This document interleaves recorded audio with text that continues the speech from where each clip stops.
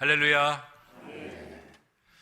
저는 개인적으로 시를 참 좋아합니다. 시를 읽으면요, 일반적인 글에서 느낄 수 없는 그 감수성을 느낄 수가 있습니다.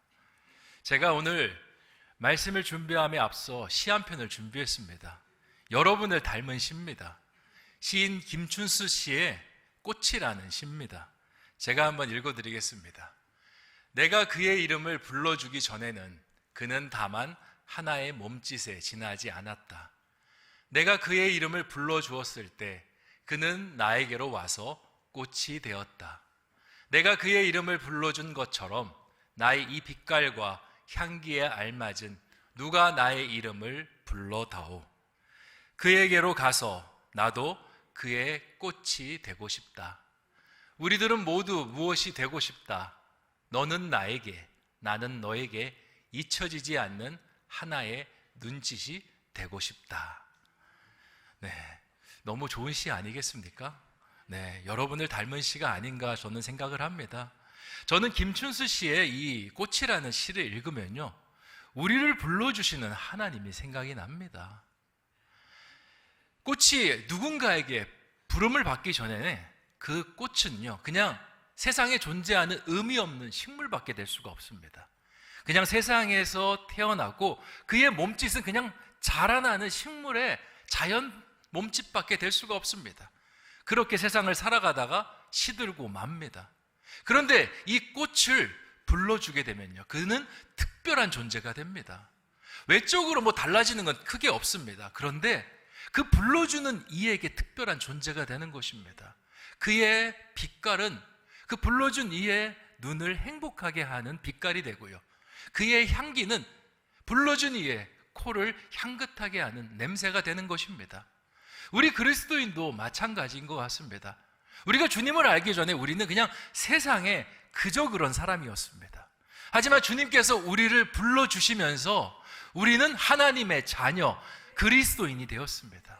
하나님의 사랑받는 존재가 되었고요, 그리스도를 닮는 존재가 되었습니다. 이제 우리는 세상에서 우리를 위해 살지 않습니다. 잘 먹고 잘 사는 것이 세상의 목표가 아니라 하나님의 영광을 위해 사는 것이 세상의 목표이고요, 그리고 죽고 나서 흙으로 돌아가는 것이 아니라 영원한 천국, 부활 몸을 입고 영원한 천국으로 가는 것이 우리의 운명이 됩니다. 그래서 우리가 이 땅을 살아가면서 하나님의 부르심을 발견하고 그 부르심대로 살아가는 것이 매우 중요합니다. 왜냐하면 이것이요, 우리의 운명을 바꿔놓습니다. 우리의 인생을 바꿔놓기 때문에 그러한 것입니다. 우리가 하나님의 부르심을 찾고 그것을 따라가면요, 우리의 인생은 틀림이 없습니다. 우리의 인생을 한번 보셨으면 좋겠습니다. 한 치 앞도 내다볼 수 없는 것이 우리의 인생이지 않습니까?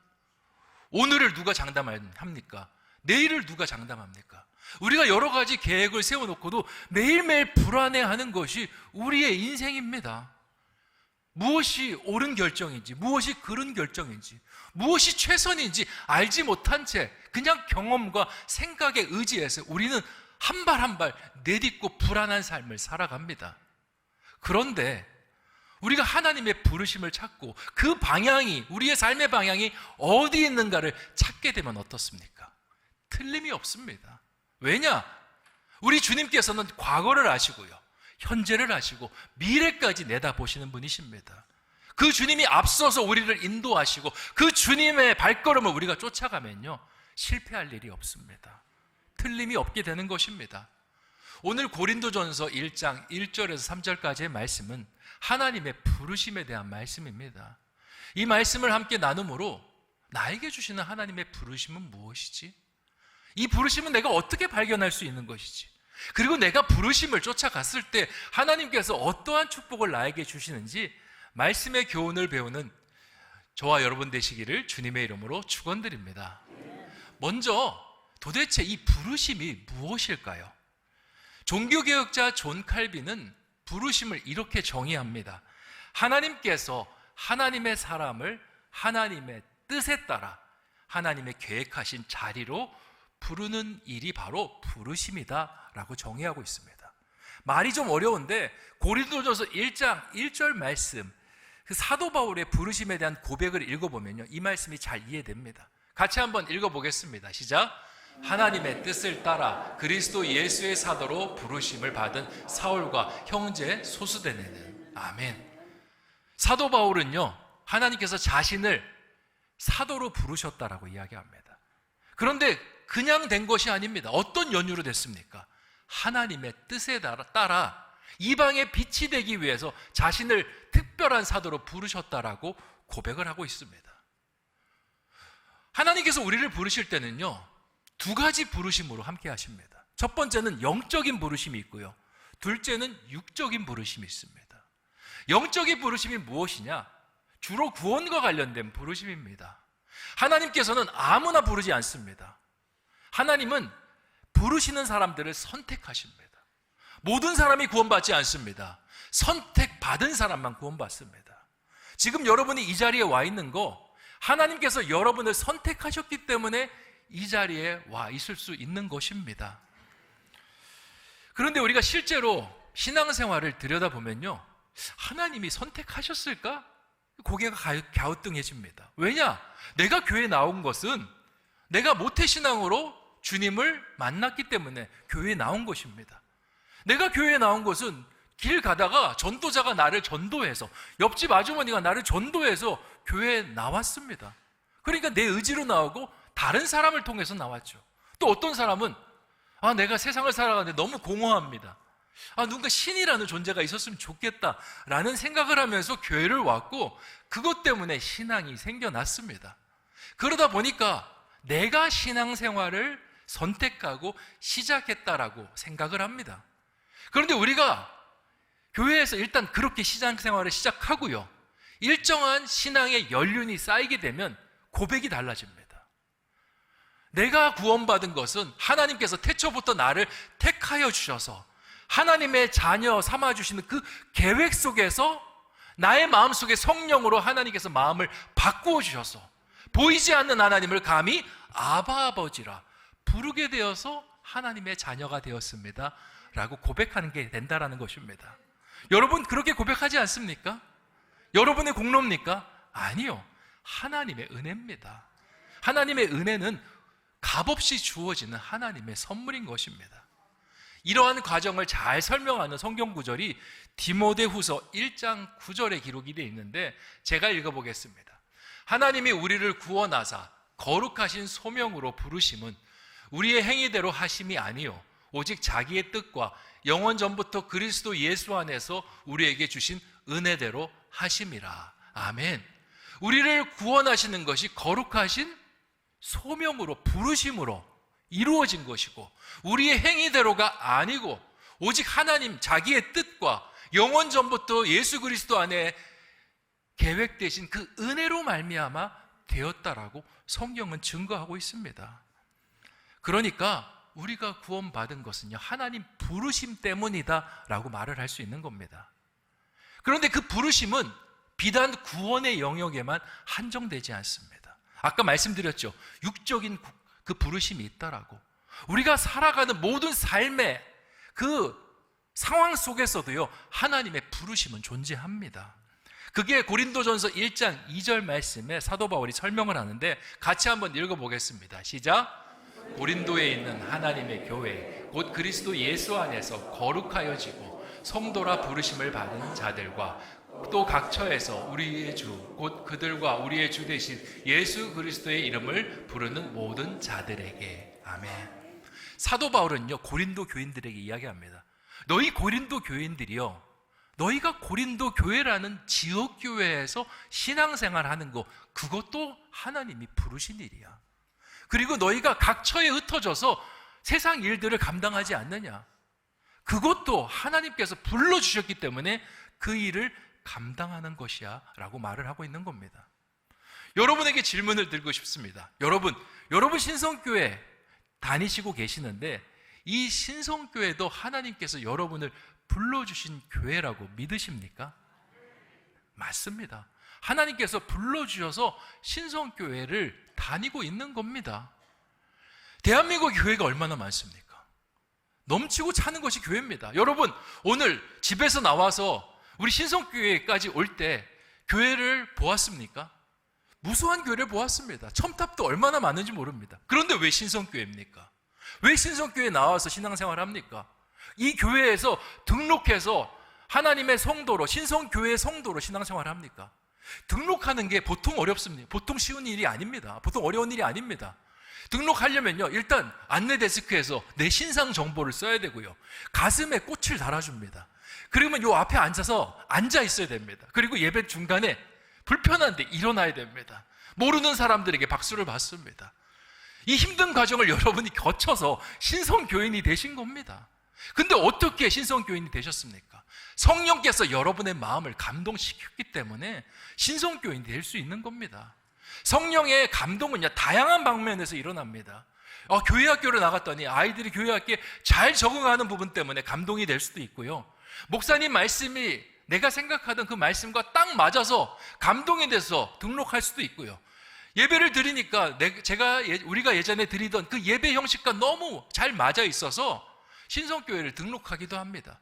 하지만 과정은 상관없습니다. 그 모든 과정 속에 성령이 여러분의 마음을 신성교회를 내 교회로 그렇게 인도하지 않으면요, 절대 신성교회가 내 교회가 될 수가 없습니다. 성경을 보면 우리의 인생을 광야로 표현합니다. 광야에는요, 길이 없습니다. 사방은 다 뚫려 있는데 어디로 나아가야 될지 알지 못하는 것이 광야의 삶입니다. 그런데 이스라엘을 인도하시는 하나님은요, 그 광야에서 길을 내십니다. 어떻게 길을 내십니까? 구름 기둥과 불 기둥이 이동하면서 이스라엘이 어느 방향으로 가야 되는지를 인도하십니다. 구름 기둥이 앞서서 가면 나도 가고요, 그리고 불 기둥이 멈춰 있으면 나도 몇 날 며칠 멈춰 있도록 하나님께서 하십니다. 그러니까 그 구름 기둥과 불 기둥이 하나님의 부르심인 겁니다. 우리의 삶 속에도 하나님의 구름 기둥과 불 기둥이 있습니다. 우리가 그것을 관심 갖지 못해서 보이지 않을 뿐이지 우리의 모든 삶에 하나님의 구름 기둥과 불 기둥이 있습니다. 우리가 세상을 살아갈 때 늘 고민합니다. 어떻게 세상을 살아가는 것이 잘 살아가는 것이지, 어떤 방법으로 살아가는 것이 지혜롭게 살아가는 것이지 고민을 합니다. 광야와 같은 그 세상 속에서 길이 수천 가지, 수만 가지의 갈림길이 있습니다. 근데 발을 쉽게 떼지 못합니다. 왜냐? 앞에 뭐가 도사리고 있는지 모르기 때문에 그렇습니다. 자칫 발을 뗐다가 거기에 목마름만 가득한 사막이 있으면 어떡하나, 잘못 발을 뗐다가 거기에 사망의 음침한 골짜기가 있어서 못된 짐승이랑 약탈자가 있으면 어떡하나, 나의 삶도 힘들고 우리 자녀들의 삶도 힘들고 어디로 나아가야 될지 늘 사람은 고민하며 살아갑니다. 그런데 하나님을 믿는 사람은요, 고민할 필요가 없습니다. 왜냐? 하나님의 분명한 부르심이 있기 때문입니다. 구름 기둥과 불 기둥이 정확하게 우리의 삶을 인도하기 때문에 그렇습니다. 우리가 사업을 할 때도요, 하나님의 부르심이 있고요, 직장을 선택할 때도 하나님의 부르심이 있습니다. 우리 자녀들이 진로를 잡고 나갈 때도 하나님의 부르심이 있는 것입니다. 우리는 하나님의 부르심이 있음에도 불구하고 내 마음대로 다 모든 것을 설정한 다음에 문제가 생기면 하나님께 원망과 불평을 쏟아놓습니다. 하지만 이제부터는 그러지 않으셨으면 좋겠습니다. 하나님, 저희를 어디로 부르십니까? 우리 자녀를 어디로 부르십니까? 제가 주님을 따라가게 하여 주시옵소서. 그렇게 기도하는 사람 되기 원합니다.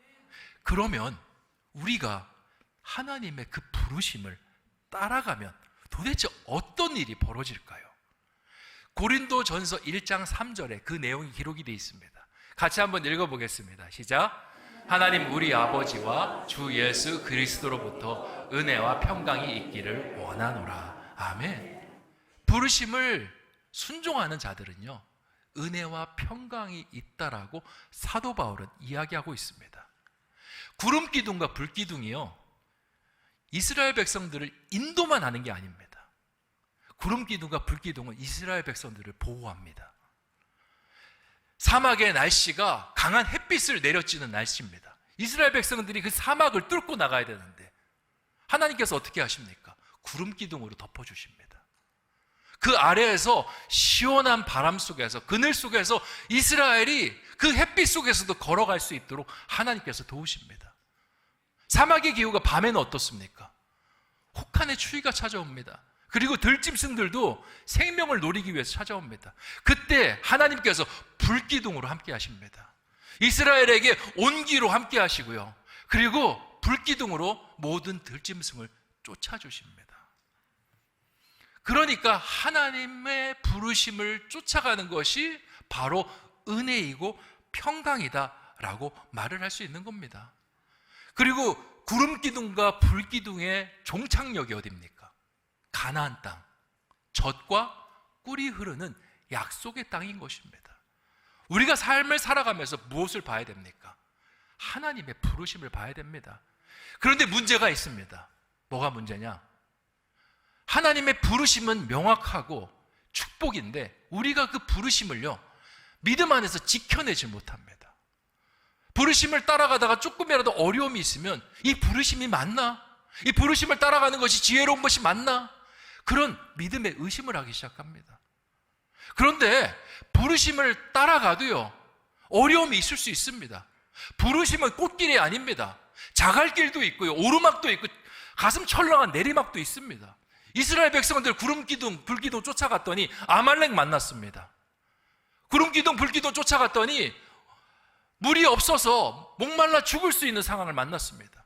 가나안 땅에 들어갔더니 가나안 땅 그 초입에서 거민들을 보았습니다. 안악자손과 같은 거인들처럼 보입니다. 그러면 생각을 합니다.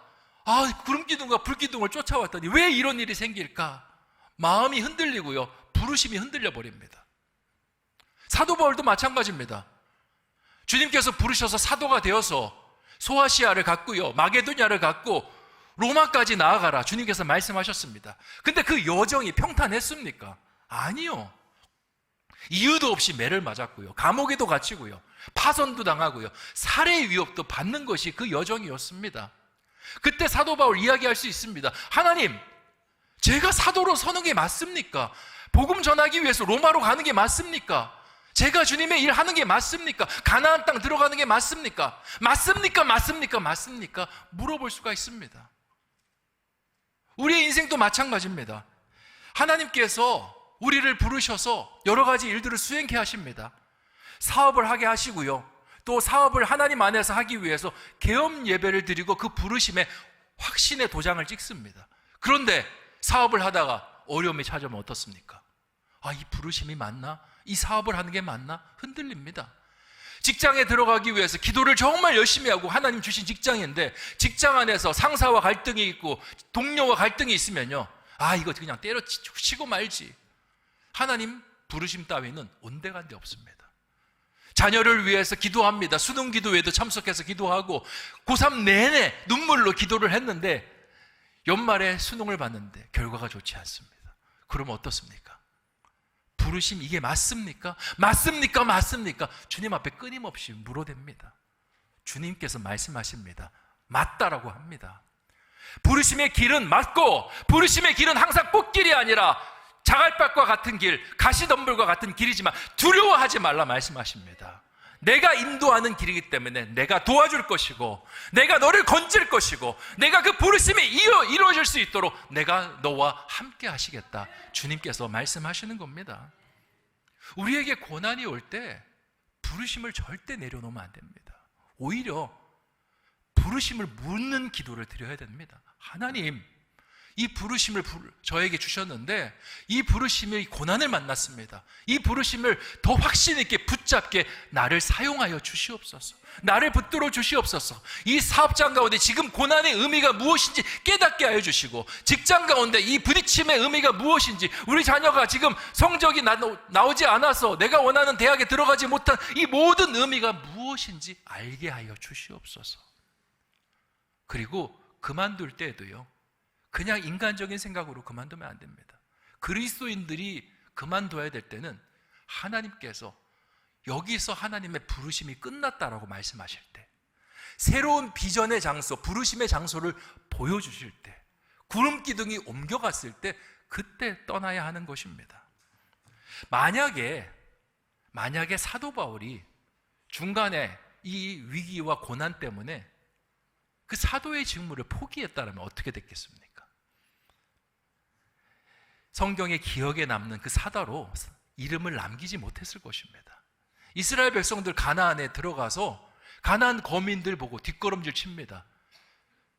저들에 비하면 우리는 메뚜기 같다라고 그렇게 이야기하면서 뒷걸음질 치니까 어떻게 됩니까? 광야에서 40년 동안 뺑뺑이 도는 삶을 삽니다.